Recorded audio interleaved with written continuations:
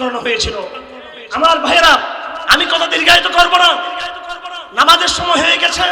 গুরুত্বপূর্ণ বক্তব্য রাখবেন আমাদের কারা বিজয়ী তৌহিদের মুয়াজ্জিন, আপনাদের সামনে গুরুত্বপূর্ণ কথা রাখবেন। আমি দীর্ঘায়িত করব না, তার বক্তব্যের ভূমিকা স্বরূপ আমি শুধু দু একটা কথা বলে শেষ করে দিচ্ছি। আপনাদেরকে আমি একটা তথ্য দিয়ে যাচ্ছি। আমি যখন রিমান্ডে ছিলাম এবং আমার মতো আরো অনেক তৌহিদবাদী ভাইরা যারা রিমান্ডে ছিল, তাদেরকে শুধু বাংলাদেশের গোয়েন্দারা নয়, আমাদেরকে র্যাব জিজ্ঞাসাবাদ করেছে, সিটিটিসি জিজ্ঞাসাবাদ করেছে, এটিইউ জিজ্ঞাসাবাদ করেছে, আমাদেরকে জিজ্ঞাসাবাদ করেছে ডিবি, জিজ্ঞাসাবাদ করেছে পিবিআই। বাংলাদেশের এমন কোন সংস্থা নাই, ডিজিএফআই, এনএসআই, এসবি সহ বাংলাদেশের সকল সংস্থা আমাদেরকে জিজ্ঞাসাবাদ করেছে।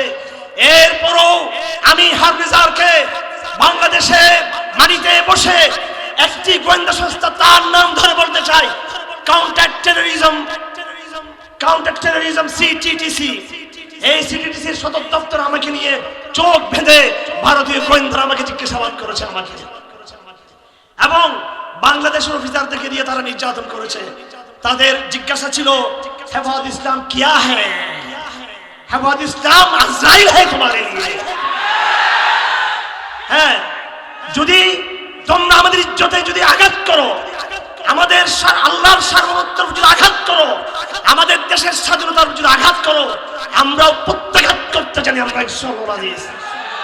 আর জেনে রাখো, আমরা সেই নবীর উম্মত, যেই নবী লড়াই করেছেন, যেই নবী আপোষ করেছেন, যেই নবী যুদ্ধ করেছেন, যেই নবী ডায়লগ করেছেন।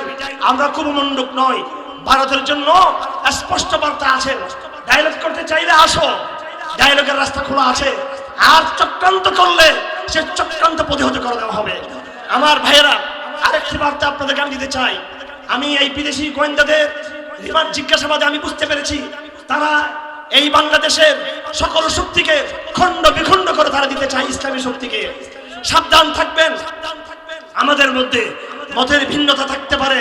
তবলিগ জামাত, চরমুনাই জামাত ইসলামী, হেফাজত ইসলাম এবং তৌহিদপন্থী বিশুদ্ধবাদী কাফেলা, বিভিন্ন মত থাকবে, কিন্তু খেয়াল রাখবেন আমাদের মধ্যে মতের ভিন্নতাও থাকবে। আমাদের মধ্যে সবাই আমরা এক বাক্যে সব বিষয়ে 100% সবার সাথে আমরা একমত হতে আমরা বলছি না। মতের ভিন্নতা সাহাবাদের জামানায় ছিল, মতের ভিন্নতা সালাফের জামানায় ছিল, মতের ভিন্নতা বর্তমান জামানায় থাকতে পারে। হয়তো এমন হতে পারে এখানে কেউ কেউ ভুলের মধ্যে রয়েছেন, কিন্তু আমরা আমাদের পরস্পরের ভুল ধরা কাজ করতে গিয়ে, পরস্পরের সংশোধন করতে গিয়ে, পরস্পরকে পর্যবেক্ষণ করতে গিয়ে এমন কোন পরস্পর বিদ্বেষী আচরণ করব না, যার দ্বারা এই ভারতীয় গোয়েন্দা বাহিনী এবং ইহুদি বাহিনী তারা আমাদের মধ্যে একটা ডিবেট তৈরি করতে পারে, আমাদের মধ্যে বিভাজন তৈরি করতে পারে। আমার কাছে সুনির্দিষ্ট তথ্য রয়েছে, আগামী দিনে খুব অল্প সময়ের মধ্যে বাংলাদেশের ইসলামী শক্তিগুলোকে বিভক্ত করে দেওয়া হবে। এই জন্য আপনারা সাবধান থাকবেন। এবং সাথে সাথে সর্বশেষ কথা আপনাদেরকে বলে যাচ্ছি, আজ যখন বাংলাদেশে হাসিনা রেজিমের পতন হয়েছে, আল্লাহ পাক আপনাদেরকে বিজয়ী করেছেন, এদেশের জনগণ আমরা বিজয়ী উল্লাস করছি। ঠিক সেই সময় ভারত আরেকটি চক্রান্ত করে ইসরায়েলের সাথে মিলে পার্শ্ববর্তী আরকানে মুসলমানদের গণহত্যা চালাচ্ছে। আজকের তারিখ পর্যন্ত আমার যতটুকু জানা আছে, অসংখ্য মুসলমানদেরকে সেখানে হত্যা করে ফেলা হয়েছে।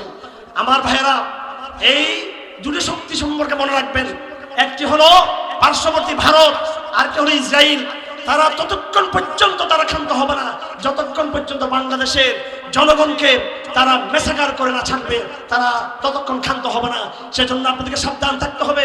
আমি সাথে সাথে আমাদের সংগ্রামী ছাত্র সমাজকে, যারা সর্বশেষ আমরা 16 বছর আন্দোলন করেছি, আমরা সংগ্রাম করতে করতে সাইদি সাহেব চলে গেছেন কবরে, আল্লামা বাবুলগুরি কবর চলে গেছেন, হেফাজত ইসলামের লাগাতার অনেক উলামায়ে কেরাম সংগ্রাম করতে করতে মাটির নিচে চলে গেছেন, অনেক ভাই শাহাদাত বরণ করেছে।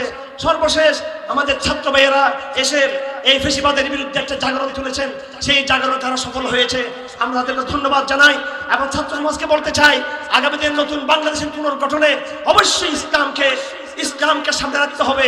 ইসলাম এদেশের মাটি, ইসলাম এদেশের বাতাস, ইসলাম এদেশের নদী, ইসলাম এদেশের আকাশ, ইসলাম এদেশের পালস, ইসলাম এদেশের মানুষের রন্ধে রন্ধে, ইসলাম এদেশের প্রাণের স্পন্দন। ইসলামকে বাদ দিয়ে নতুন কোনো বাংলাদেশ সম্ভব নয়। সুতরাং ছাত্র সমাজকে বলবো আমাদের সাথে সমন্বয় করার জন্য, এবং আমরা তোমাদের ত্যাগকে, তোমাদের স্যাক্রিফাইসকে আমরা স্বীকার করি।